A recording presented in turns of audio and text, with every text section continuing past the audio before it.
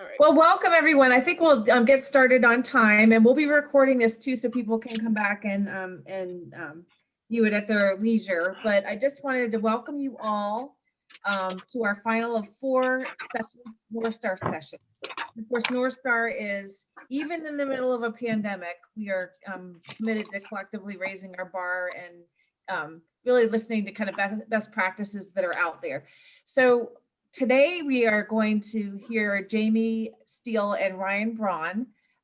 Jamie, you know well from OVRS, and Ryan is our Community Relations Director at Hamilton County DD Services. And we're going to talk about marketing for your mission. So how is it even today, in the midst of everything that's going on with the pandemic, and then also thinking forward, into our new year, and hopefully in a post-pandemic world, how we market and ground ourselves in our mission. So I wanted to say that first, and then I also wanted to remind you all, just take this opportunity to remind you that we continue to be thinking about different ways for provider support, and you should have seen a nursing contract that we just created, so that we have an on-call nurse that your staff can call if they're frightened at home and they're with the symptoms of folks that they're supporting, or even their own symptoms. So just pay attention to that flyer and share it with your staff. We really want that resource to be useful for you. And next week, we'll be announcing some additional resources that we've gotten together for providers based on feedback we've gotten from you. So with that, I'm going to turn this over to Jamie. And Jamie, I can if you want to just go ahead and next slide. Hello, everybody. I hope you're doing well on a Thursday. Merry Christmas, happy holidays, all that kind of stuff. So this marketing for your mission is a really cool thing that actually Don brought up which was great at the time, because we've been talking a lot about it at the state level from providers' perspective. Is during this time, and I don't know about you, but I know we've experienced, when you're trying to deal with this crazy virus situation, is how do you keep on track? How do you it just seems like everything was put on hold from a business perspective, and how we market ourselves to prospective staff, to our current staff, to families, to individuals, to the county board, for example. So, this is something that a lot of us have been talking about, is we need to get back on track. And in fact, this may help us during this period of time, when we feel a little lost, when we feel stretched, when we feel exhausted. So that today we're going to talk a little bit about marketing. And those of you I know have taken a class from me at the state level, I talk a lot about marketing. We are always marketing ourselves, our agency, I believe. Whoops, I lost you.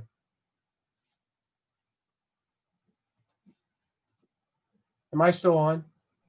Yep, we can still see and hear you. Okay, I can't see a thing. Hold on. So we are always, there I am back. We're always marketing ourselves. So let's go ahead and get started. I got a little time, and then Ryan's going to come in and talk and give you some concrete examples how to do some marketing, which is very helpful. So get your mind in the business frame of mind. Get your mind away from some of the troubles you've been experiencing, just for a few minutes, and think about your agency. Think about how you market yourself and your agency to your staff, prospective employees, and so on. Okay, know your mission, spread your mission, and embrace your mission. So if you're a nonprofit, this is a no-brainer, right? All nonprofits have missions. They have vision statements. Those are usually set up from doing a strategic plan. The county goes through that too. You do a strategic plan. It takes a long time. It's very boring in some places, but almost all nonprofits do it. And you're basically reviewing what you are about, what you want to do, and how you're going to impact the community and the people that you're serving. And people do it different ways. So you do a strategic plan. At the end of that, you come out and you have a mission statement. Here's what we're about. You have a vision statement. Here's where we want to be. And you have other things too. but we're going to talk about the mission part of it. And I'm going to share OVRS's mission just as an example. But you should look at your own mission. And because really, when times are lost, when you feel lost, when you feel like you're just going from day to day, really all you have is that mission statement as an organization to keep you back, to get you back on track or to keep you focused. So we can move on. Hey, All right. who are you asking for your cup? Go look. Yeah, okay, great. All right, mute if you can. So market your mission. Here's OVRS's mission. And you should look at your own. If everybody can go on mute, that'd be great. Thank you. So to enrich the lives of persons with developmental disabilities and their families by providing individually focused services, safe environments, and opportunities for integration into their communities. That's our mission statement. So what I'm going to do is kind of pick that apart. And how can we use our mission to market ourselves to 3 different levels of audience: to our current employees, to our prospective employees, because I don't know if we all think about that as we're recruiting, also to clients, families, and the system. When I say the system, I mean the county and the department. So let's look at the first part of our mission: to enrich the lives of persons with developmental disabilities and their families by providing individually focused services. That sounds great. It can easily say, oh yeah, Jamie, sure, we all do that. And we all should, right? But from a marketing perspective, what I'm going to try to encourage you to do is look at your mission and say, okay, how can I market these areas, right? So from our standpoint, we look at marketing to current employees. If I looked at just that first part of the mission statement, how could I market that to employees to keep them motivated, to keep them interested, just like I said before, if they seem to stray, to get back on focus of why we're here, what we do. So if I look at the first part of that, I can reinforce that they are part of a team, helping the individual identify individually focused services to the people they support. So, as we talk about the IP plan, and we do that every year, right? Really, the way it should be done is information should come from those DSPs, because they're not always at the meeting, right? And we should be asking them for information and their ideas. They know the individual better than anyone. And if the individual can't express themselves, they can give us some really good insight. What are some great goals that Jim wants to have for the year? What do you think? What do you see that he really likes? So we can market that to our employees. You are part of developing this plan. And by doing that, you see what you're doing is you're including them in the mission in a specific part, which means they're part of the team of OVRS, in our example, of the county board's team, of the individual's team. So you market to your employees. That's just an example of how you can market that part of a mission. To prospective employees, another example. Just think out of the box here in how you're posting jobs, how you're talking to people that come in and say, I want to work for you. You could say, using mission, basically, where can you have a job that you get paid where you can be part of enriching lives? Really focusing in on that part of the mission about enriching folks' lives. And that can lead to many different conversations, as you know. I mean, it is a pretty cool thing that I can have a job where I'm impacting someone's life and helping them manage through life. I like to call it, in some cases, coaching, life coach, because in a way that I see when I was a DSP, that's what I was doing. I was helping people just helping through life. And that's a great marketing strategy, especially for somebody who has worked in, in our competitor environments, such as food service. Hey, you're not enriching anybody's lives. You're filling orders. Yeah, it needs to be done. And we're glad they're there doing it. But if you really want something that's deeper about really impacting an individual's life, look at this. You could have a job with us doing that, learning about you, learning about them, and you're part of a bigger mission. You see how I just keep going right back to that mission. You'll market to what you're about. So to clients, families in the system, we could take that small part of our mission statement and say, we enrich lives by including families in the development of individually focused services. So I'm sure those of you that are parents of a person with a disability or a sibling, which I was, just hearing that from a provider saying, I'm included as a family, and I can help develop those individual focused services for my loved one. That's a big deal, and you get them to listen right away. And you can then say, listen, look, you are part of our mission. It's not just OVRS, it's just not a thing on the wall. You are part of this, to the individual, their families, and I'll say the county boards too. SSAs, you are part of our mission. We are part of yours. See how that's an equalizer? We're all on the same page to do the same thing. So that's one way you could market part of our mission to those 3 different areas. Okay, Don. Let's do the same thing with the next sentence in our mission, safe environments.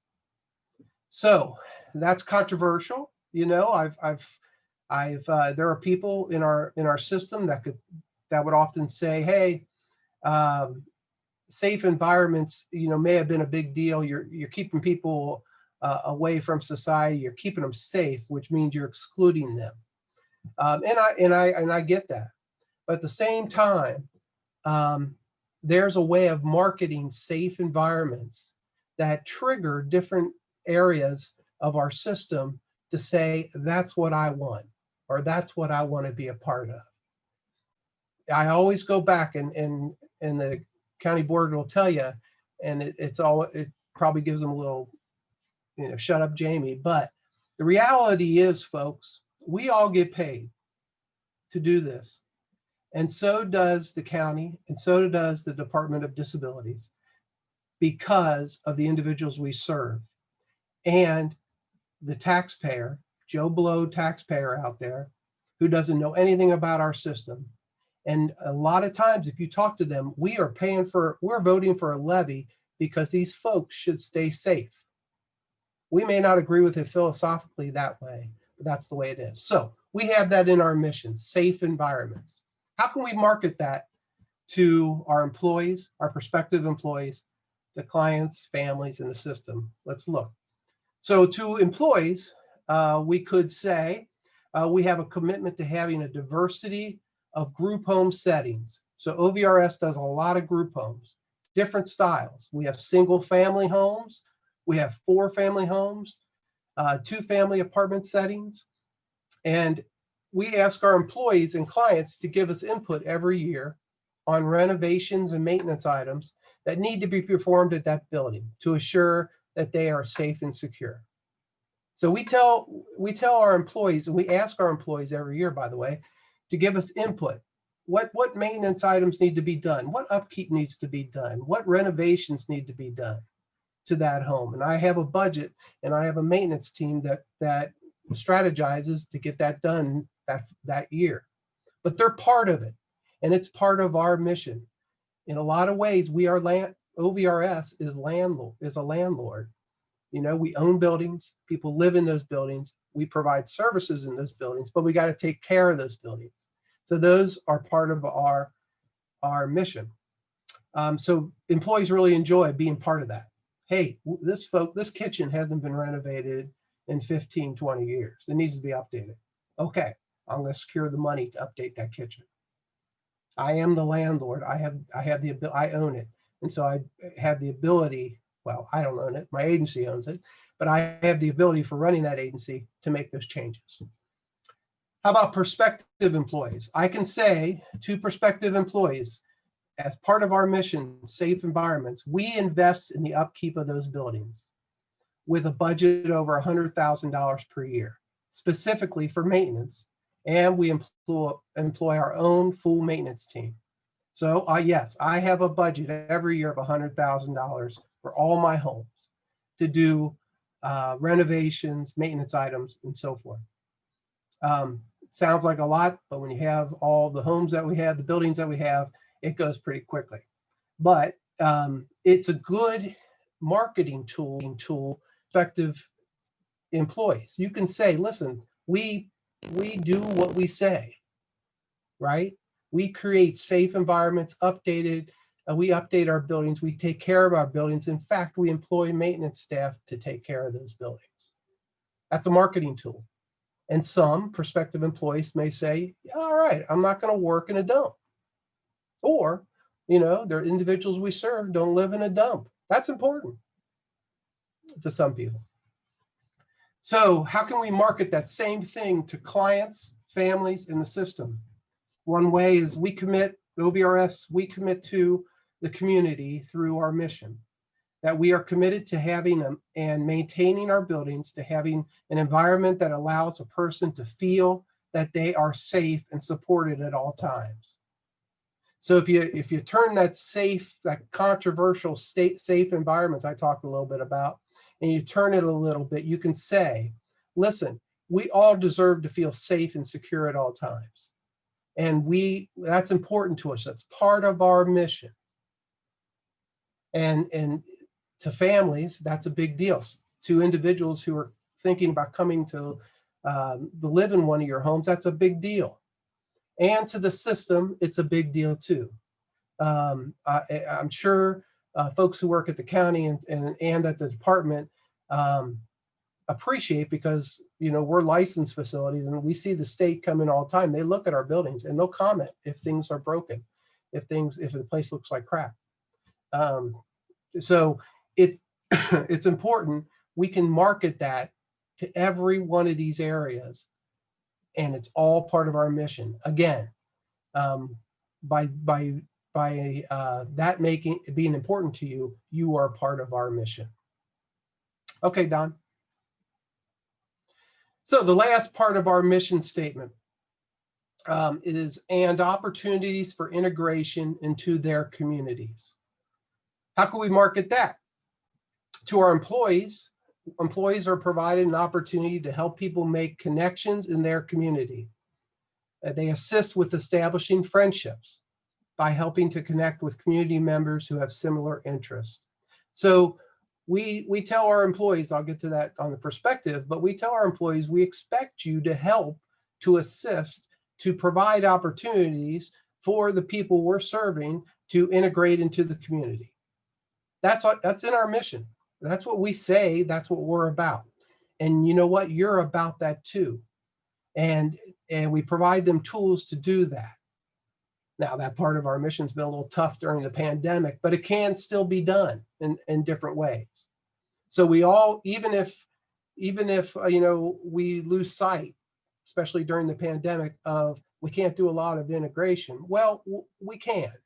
We can show them this new technology we are all using, Zoom.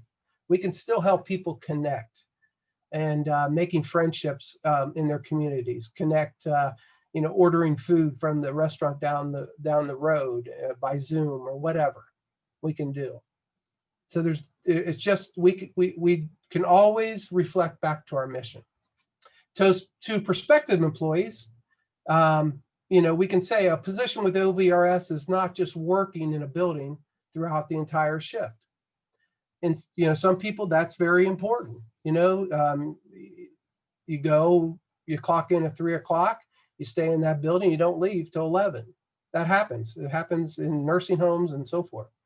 In our industry, we can market the fact that we don't expect you to stay in the building 20, the whole shift. We expect you to take people out to help them integrate into their community.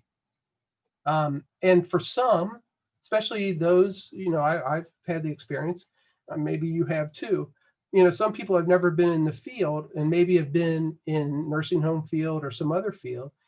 They really like that part of it. It's not a hospital setting, it's a community setting. And so part of being a community setting is getting out to the community. How can we also market the opportunities for integration to the communities, to clients, families, and the system? We can say we are committed by our mission to provide and create opportunities for people to access their community, helping them make friends and being an active participant in their community. Again, it's very similar to how we would market to our staff or prospective employees. People who come into the community want to feel part of their community. And by our mission, we state that publicly out there to say we are about that, and we can make that happen. Okay. All right, Don. So I hope you understood what I was trying to do. I took our mission, took it apart, took it how we can market parts of it to the various segments that impact OVRS, and it's all mission driven, but it's marketing. It's sophisticated marketing. When you're going out and you talk about your agency and you're trying to recruit DSPs, use your mission, use what you're about, because you can always go back to it. And it's above board. It is what we are. So some helpful hints on marketing. Some of you have heard about, I talk ad nauseum about your why, knowing your agency's why.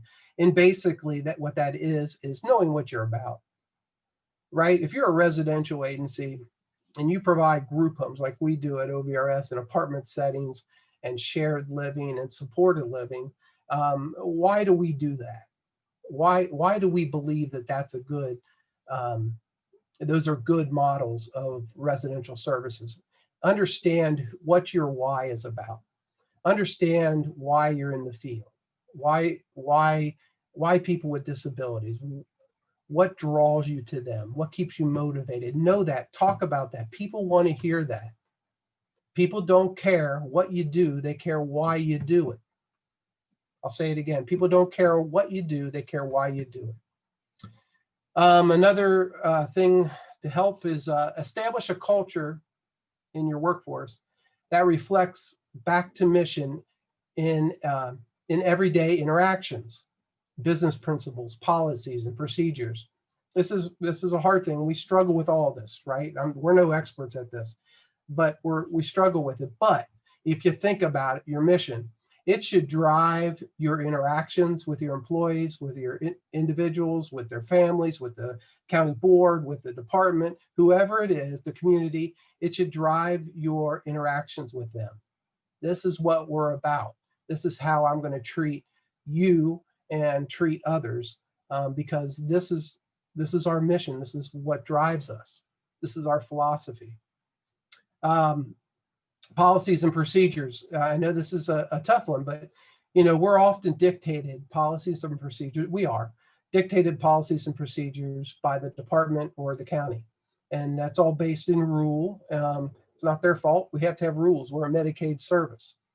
But that doesn't mean we can still meet those policies and procedures and put a unique twist on it that reflects our mission, that makes us a little unique, right? We can meet the standard, but go a little further based on our mission. That's okay to do that. And that only helps staff, individuals. It also makes you unique, and about being unique is a big part of marketing, right? You want to stand out. Make sure your board, staff, clients, family, and the system believe your mission is valid and attainable. So, that goes without saying. You got to make sure your mission is not too flighty. is too big, is too broad, too philosophical, where nobody that works there, nobody that gets your services, or nobody that overviews your services believe it. So make sure that your mission is valid and attainable, and that everybody buys in. I think that's the key. And I can't say everybody buys into our mission. In fact, I know they don't. But we keep pushing it, and we keep pushing it. And how we treat them from the day they come in to HR, from a recruitment level, all the way through to they're getting their 5-year award for working for us. Hopefully, we are constantly pounding our mission into us and to them and to the community. So another thing, leaders need to remind themselves and all about mission daily.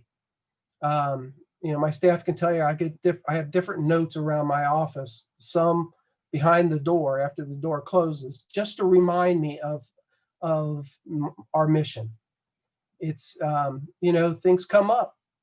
It's hard when you're let's say the things we all hate to do, disciplining an employee, firing an employee, having a family yell at you, or an individual yell at you, or the department yell at you, or the county board yell at you. It's hard. It's easy to get off track. Put things around to remind you of your mission as the leader of the agency. It's really helpful as you're feeling angry to look over and read something that gets you right back to where you should be. So that's one recommendation. I do believe, as I said in the beginning, we are always marketing ourselves, our agency, our services, and our commitment. Don't think that we're not. If you're leaders of your agency, you are always the face of your organization, and you're always marketing yourself, and you're always marketing your mission. It is also our job to market each other's mission. This is Jamie's belief, is that my mission means nothing if I don't embrace the county board's mission, if I don't embrace Dodd's mission, or the other agencies around me, CORE, Envision, whoever, all of you.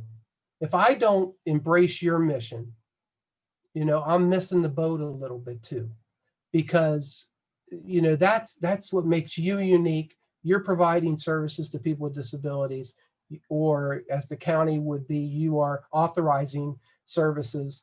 I need to know that you are bigger than just that, right? I want to believe that. And I want you to call me out when we're not following our mission. And even if you don't want to, I'll call you out too, because I think it's important. It's about, we are all driven in this field by something bigger than ourselves, something bigger than the freaking pandemic. We're all drawn, and we all go to work every day and go through all the regulatory requirements, all of the stuff that we have to go through, because we're mission driven. We're meant to be here, and we need to express that, and we need to respect each other's mission. So that's what I got, I think, right? Is that my last? Oh yeah. All right. So here's how I put our mission statement everywhere. I'd put it in the bathroom if I can get away with it, but I don't think folks who work for me would like that. But I have signs all over our office building with our mission vision statement, and I even have it going out the door here. I think the pandemic is a perfect time to market yourself. I think it's a perfect time to get back to that center, because we have so much to worry about, and we need to get back into focus sometimes. And this is a perfect time to focus. It's really hard to ask somebody to come work for you. I don't care if they're dying for a job. If they don't have the feeling you are driven by something more than yourself. So I'm imploring all of you to get back to your focus. This is when we need it the most. And mission is one way of doing that. Don't be afraid to market it. Thank you, Don. Thank you, Jamie. That's really, really grounding and some really practical ways. I think everybody could go back and look at their mission and kind of think through it the way you did. So thank you so much for sharing that. And now I'm going to turn it over to Ryan Ron, who is Hamilton County DD Services Community Relations Director, and he has some practical advice around marketing. Thanks, Don. Yeah, I'm going to try to build off a little bit what Jamie was talking about, but think about how you might kind of zoom out and think about these ideas in general. You all know your organizations better than me or anybody else. So thinking through some of the principles of how you do some of this is a good way for you to see what's going to work best for your organization. One of these two first things on this slide, I'm probably going to keep coming back to because they're pretty important. The first idea being that marketing is an investment. And I mean that in part because you have to put something into it. Money is the easy one if you have money to put into it, but it takes time, it takes effort, it takes expertise. Whatever you're doing requires you to put something in. But the other thing that's really important about that is that if it is an investment, you need to make sure you're getting some type of return. Too often people say we want to do some advertising or we want to do some marketing, and they just put money at something and never revisit it. If you don't have some way to know whether whatever effort you've put into something is worth it, you're not going to know if you should do that again. You're not going to know if you wasted money.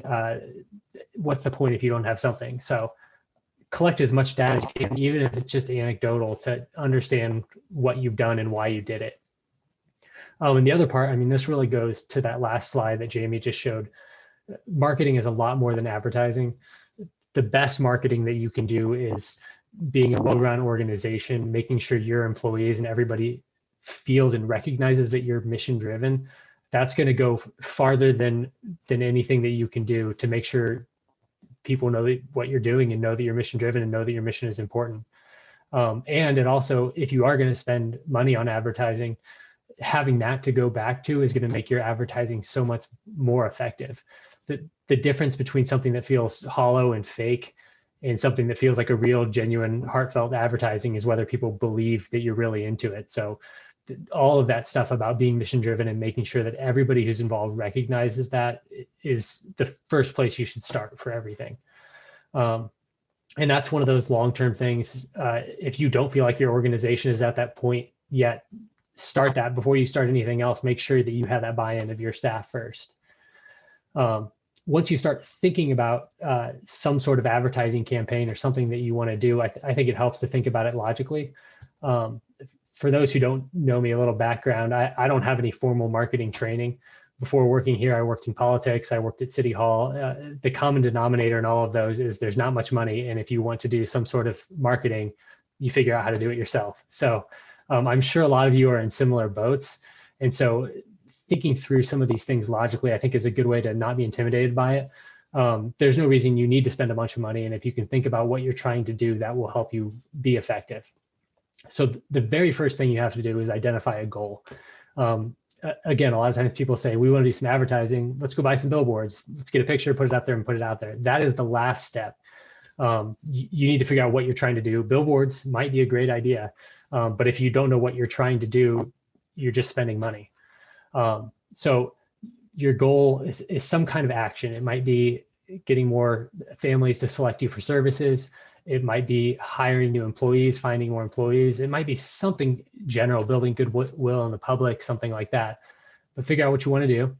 And then the next thing that flows from that is figuring out your audience. Who is the person that's going to be most receptive to that goal? And a lot of times people pitch me on ideas and I say, okay, who's the audience? And they say, well, everybody. We would love it if everybody was the audience for something, but no matter what you're doing, everybody's not going to be the audience. So being as specific as you can will help you not waste money. If you do a general ad campaign and 1 out of 10 people that see it are somebody who's interested, you've wasted 90% of your money. So making sure you figure out who you're trying to target is really helpful. And then once you have that audience, then you can back into that message. What is the message that's going to move that audience? And I think Jamie gave a lot of really good examples of how your mission could provide a really good message that you might tap into. So if you're, let's say, well, let's do this last one. How can you deliver that message? So thinking about how you can reach that audience is going to be really important. So for an example, let's say you're trying to find new employees, and to figure out your audience, you look at your current employees and see most of your employees are women in their early 30s who happen to live close to one of your buildings where they work. I mean, that's a really good, really specific audience that you could tap into. You could think about what is the message you might talk to your employees and say, what do you like about working here? Or how did you find out about us, or something like that. If you really want to get into it, you could do some of that research. Understanding that everybody might not have the time for that, you can also kind of try to reason what it is about your organization that they like and go from there. And then when you think about how to deliver that message, think about what's possible.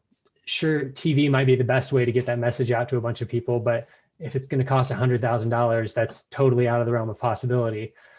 But if you know everybody lives in the neighborhood who works at your place, maybe you could go hand deliver flyers to their house, or maybe you could put up a sign in your front yard or something like that. Thinking about what's possible will kind of help you back into that.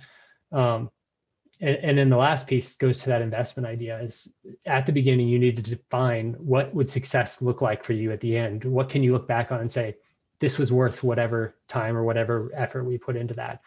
And if it can be really data driven and really specific, do that. If you're doing digital ads and you want a certain number of clicks or something like that, that's a great place to start. Or if you just say, we want to have several people tell me that they saw my ad, that's enough. I think having something when you start this to look back on and say that was worth it is really important. You want to go to the next slide? So yeah, as I mentioned, the most effective marketing you can do builds on whatever goodwill you've already built among everybody who knows you. I think for most of our agencies, people who have had direct contact with us are the vast majority of people in the universe who know we exist. So making sure that those people are happy and have had a good experience with you is really important. And then as you're kind of thinking about what's possible, I would urge you to think about things that are low cost and low effort, because those are going to give you the greatest return. And also, if you're just dipping your toe into any of this marketing stuff, it's hard to just dip your toe in and spend a lot of money. So think about what's easy, show some success, and then you can build on that in the future. So one, use your ambassadors, your staff, the families you serve, the families of your staff, anybody you know. Those are going to be the people who already know you and hopefully already have good ideas about you. So how can you tap into that? Maybe it's giving them t-shirts, employee appreciation, give everybody a t-shirt. You can think of that, one as morale building and two as marketing, that they'll wear them out. It might be giving your staff uniforms. I don't know how many people, if it's a uniform that people like, so when they're out in the public and they're working, they're showing your name around. It might be recruitment bonuses. There are other things like that you might not think of as direct advertising, but there are ways to get your message out there. How can you use your existing infrastructure? So if you have buildings, could there be signage there? Maybe you could create some kind of community event. Obviously, it's hard to do anything like that now, but post-pandemic, some kind of community picnic. I think location is a really big thing to think about effective low-cost advertising. Maybe getting really involved with your local community council, building community partners, things like that. It will go a long way. And the last thing I would say is don't be afraid to experiment. If you haven't done digital advertising, Facebook, Twitter, Spotify, Google, all have these self-service platforms that walk you through uploading all of your stuff and how to create ads. You can spend $10 and see if it seems like something you're into, if it seems like you get some good results, and then you can put more money behind that. And I would also say, think about, when you're thinking about your ambassadors, think about how you can use them in other ways, maybe not spending money, but if you have a social media presence, which I should also say at the beginning, when I talk about low effort, I think social media is one that people think of a lot as not costing anything, which it doesn't. But if you're going to really put some effort behind, or do a good campaign on social media, it takes a lot of effort. So I would say know that going in. So free social media may or may not be worth your effort. But as an example of a way that we've been using our ambassadors at Hamilton County, if you've seen our Instagram throughout the pandemic, we've been doing like a how we work from home series where people show what they're doing from home. That helps us reach new followers who wouldn't normally see us because they want to see somebody they know on there. We've been doing the same thing on LinkedIn. We've been getting really good results, and we'll share with our employees a certain message to share on their LinkedIn about something that we're doing. And we try to target it, but even if you don't, them posting it on their own pages has gotten really good engagement. And those are things, both of those things cost us nothing and have really helped us get a lot more engagement than we normally would. But I will say the cost on those was that somebody knowing how to do it on social media and having the time to dedicate to that. That's all I have. I know I'm pretty quick, but I'm happy to answer any questions if anybody has any thoughts or ideas. Well, thanks, Ryan. I have to say he's very disciplined about making us identify our audience, because I'm probably one of those people that says everybody, and it really that is a very good point. And also seeing what the impact is. So being able to measure and put your efforts where you need to put them. So thank you, Ryan. So I'm just going to open it up for questions. Let me stop the share really quickly. And Jamie, if there's any other remarks that you want to have based on what Ryan was saying, but any questions or input? Great stuff, Ryan. Thank you. So I guess I have a question to our county board friends. When you see various marketing things that any of us have done, providers have done, what sticks out to you as, hey, I really admire that, or I really like that, or that caught my eye? Anything you can think of?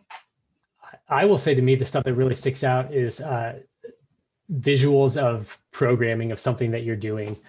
I feel like those tend to do really well. And I even have my mom, who follows our social media accounts, will comment on something that she saw. She doesn't even live around here, but she'll be like, I saw the art project that somebody was doing or something like that and thought it was really cool. Neat. I personally like the videos. I know that Ryan, you're always trying to discipline us to have shorter videos, but I do like those stories, because I find that really captures people in action, both the staff and folks we support. I really find myself engaged in those. Thanks. From my perspective, I come from a lens where I'm always looking for ways that providers are doing new and innovative things, and potentially DSPs are going outside, just exceeding their job duties, really going above and beyond to provide the best care. So those are always things I'm looking for, but it's basically to serve my purpose in another role. I don't know who else is on here. Is that all the county board folks we have on? Okay, great. What do you guys do? Are you even thinking about marketing during this time, providers? What fun things have you done social media wise? What has been successful with prospective employees? Anything? No, we at CORE have been trying to do what we can, but in the middle of the pandemic, it's been very tough. Like, we did have a bigger DSP day than we normally do. We did a lot of outside stuff, shirts, lots of paraphernalia, lots of little gifts, hand sanitizer, shirts, food, we also gave out flu shots at the same time. So it was a There you go. multiple purpose. So it was really, really nice. We didn't get a chance to upload anything onto social media though, but so just really have done it within our circle this year. We haven't really been able to go out and do a lot outside of our employees or our ambassadors, those kind of folks. Cool. Anybody else? So I think our marketing director has done a lot with the social media, especially with our day program, because the groups are smaller and people still want to see their friends. So whenever we have an activity, they take pictures, put it on Instagram, Facebook. We've done lots of t-shirts. I think I've gotten more ViaQuest t-shirts this year than I have in the past 6 years I've been here. Yeah, I can wear an OVRS t-shirt every day of the week. Yeah, absolutely. And I have my fantastic ViaQuest mask. Nice. So all the individuals got t-shirts. The staff got the ViaQuest mask and the t-shirts. The individuals got masks. And then for Christmas, we're having a couple of different virtual things that we're doing. The company is doing some things for the employees, but we're doing things for the individuals. So we have a gingerbread house contest that we're going to have everybody make it them during a Zoom meeting. So we're doing those kind of things there. We're doing a show us how you deck your hall so we can have the staff help the guys put up Christmas decorations, and then they send them all in to our executive team. That would be like the owner of the company and all those people that make way more money than me. And they're going to be the judges. So there's no favoritism. They can't say anybody cheated. And then we have your pet, something about your pet contest. I've already lost that one because my dogs tore up all of their pet toys. So we're not even going to try that one. But these are things that came from our individuals that they want to see. They want to know that we're still involved, you know. They have a very, I guess, one-dimensional view of us. So they only see us as ViaQuest. And when they can't see us at ViaQuest, showing them, this is my Christmas tree at home. This is what I'm doing with my pets. This is my gingerbread house. And they really, really like that. Plus, it keeps the staff engaged and makes them want to do those things. And then it kind of spreads the Christmas holiday spirit around too. So we're trying really hard. It's been a difficult year for us, but making sure we can make them smile makes us happy. Absolutely. Tracy Sorry, Craig, I probably talked too much. you talk great. Great to see you too, by the way. You too.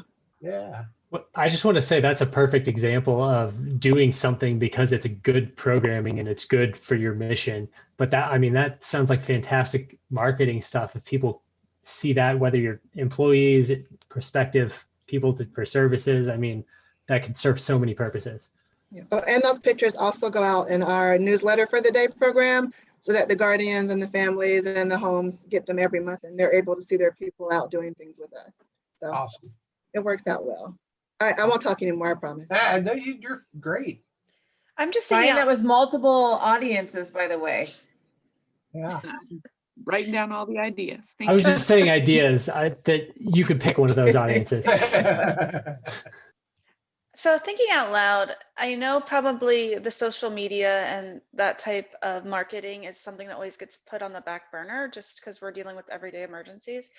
And I also feel like probably those databases aren't something that I don't like using them. Like I'm on the computer all day, I don't want to do it.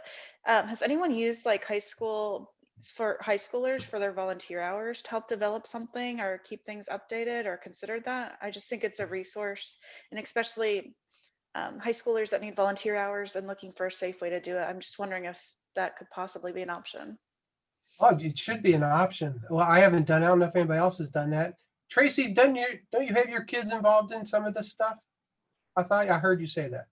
Oh yeah, so normally my kids would be involved in all the things we do. They help the Christmas parties, they help with the Thanksgiving dinners. So this year they've done you can't see it, we have a deck your door contest. So they came and decorated some doors. They actually did the gingerbread houses for me because I am not creative. That's not my wheelhouse. So they took care of all of those things. So we have pictures of them doing that. But my kids are college, getting ready to graduate and hopefully get their own jobs and move out one day, please. I'm with you. But we do have some of our other employees have their kids involved as well. But we don't actually have any outside volunteers from high school or whatnot. We're a little bit lucky because we have an entire marketing department up in Dublin that kind of handles a lot of that stuff for us. So if anybody were to do it, it would be them that would take the initiative on that. Great. Anybody else want to share?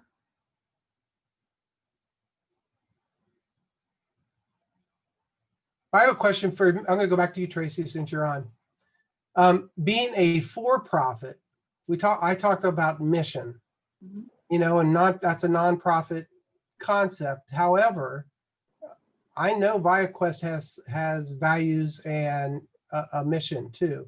Can you talk about that from a for-profit perspective? Sure.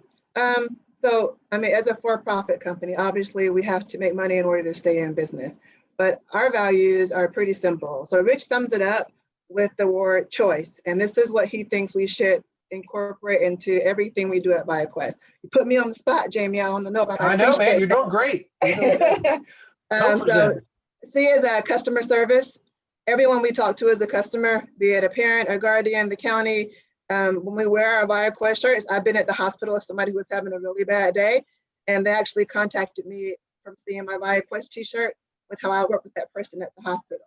Nice. So H is humor. If you know me, you know I like to laugh, and you guys know how hard our days can get. So you have to be able to laugh whenever you can. I'm gonna get you, Jamie. Hey, you're doing great. No, that's good. No, the point is, the point I want to try to make is whether you're for profit or nonprofit, you have values and you have a mission, right? Right. It's just not a nonprofit thing. That's what I wanted to make that point. Oh, Jamie, I'm sweating over here. You're doing good. Anybody else?